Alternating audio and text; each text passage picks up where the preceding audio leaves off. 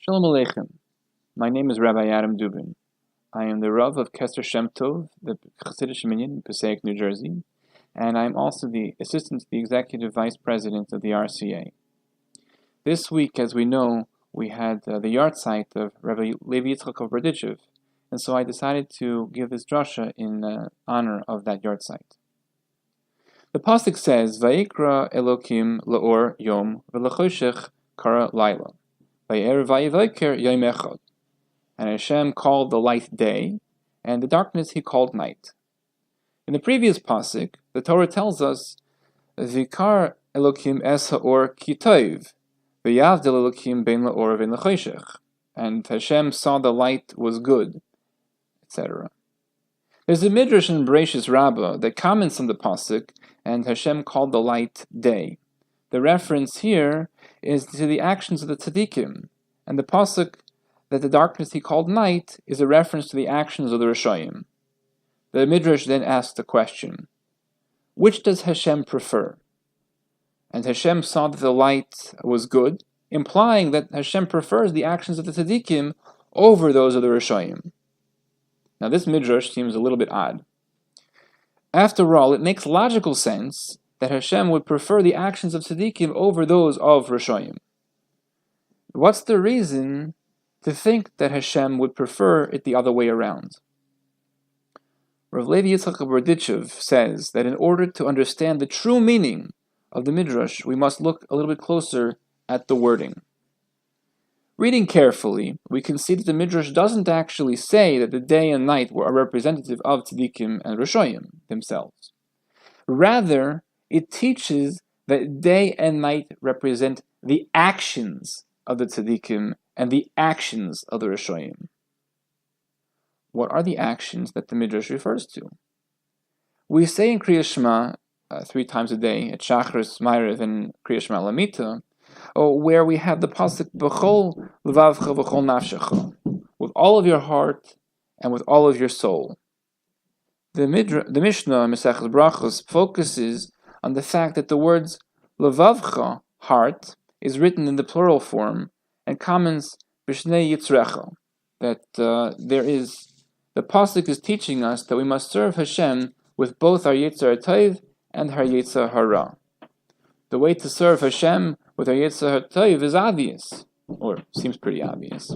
However, what does it mean to serve HaKadosh Baruch Hu with the Yetzer Hara? Rabbeinu Yoina, in his Parish in the Mishnayos, explains that the way to use our Yetzer Hara in Avodas Hashem is by channeling our anger and our negative feelings towards positive and appropriate endeavors. Instead of throwing a tantrum and yelling at our friends, we must direct that anger toward those who act against Hashem's will, and chastising them when and how appropriate to do tshuva. So says the Bereshis, when the Midrash talks about the actions of the tzaddikim, it's referring to the midos tova stemming from the Yetzer HaTov, those emotions of love, of pity, mercy, and kindness, of which we can use to serve Hashem. And when the Midrash talks about the actions of the Rishayim, it's referring to those negative traits stemming from the Yetzer Hara, those emotions of anger, fury, hatred, and contempt, which can be also used to serve Hashem.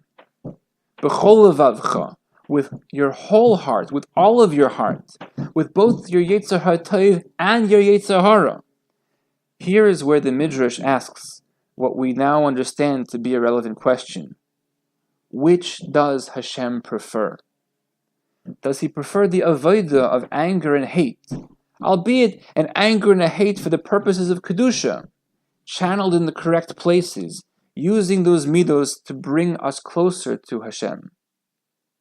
Does he prefer an avodah that's pleasant, kind, and sweet, stemming from our Yetzer HaTov? So the Midrash answers, and Hashem saw that the light, the sweet avodah of the Yetzer HaTov, was good. This is the type of avodah, or relation to the world around us, that Hashem wishes us to be involved with. Rav Levi Yitzchak writes in the Kedushas Levi and Parshas Chukas there's a person who chastises us with good words, making the incredible worth of each Jew known, and the place from which his neshama was hewn for. For in truth, each neshama is carved from Hashem's Kisi HaKavod, the throne of glory, which he tells each Jew about the tremendous pride and joy that Hashem has for our mitzvahs, and about the euphoric joy which erupts in the spiritual worlds, the different spheros above, when the Jew performs a mitzvah.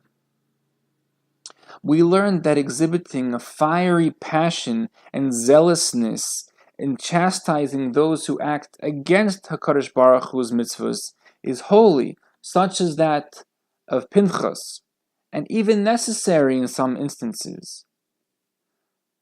But, says the Midrash, if you want to know what Hashem himself actually prefers, the answer lies in the pasuk, Ve'ikar Elokim es ha'or ki tov, and Hashem saw that the light was good.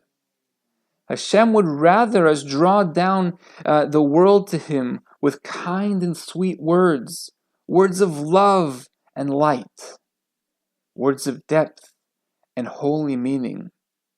Through our efforts to focus on the light and the good, may we merit to experience the ultimate light, our full and complete redemption. B'mhira v'yameinu.